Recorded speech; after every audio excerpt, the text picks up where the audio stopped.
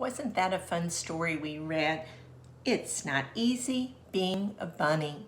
Let's think back to our story that we read for a few minutes. I want us to use our chart here to think about what happened at the beginning of the story, the middle of the story, and the end of the story. I'd like for you to take just a few minutes and let's think back to the beginning of the story. How did our story begin? That's right, our story began with PJ not liking being a bunny. What were some of the things he didn't like about being a bunny? That's right, he didn't like those big ears, didn't like all those brothers and sisters, and he didn't like eating cooked carrots for every meal. That was how our story began.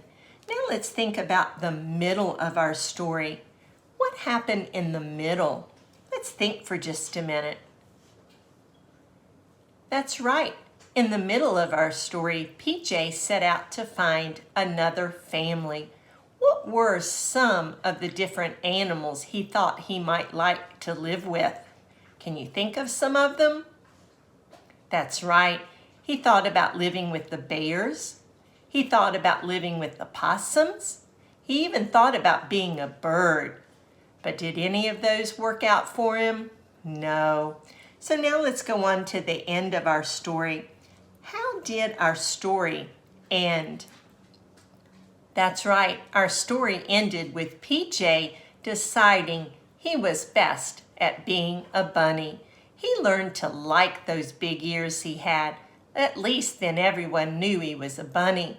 And he loved playing with those brothers and sisters, and he didn't even mind eating those cooked carrots. So we were able to talk about the beginning, the middle, and the end of the story.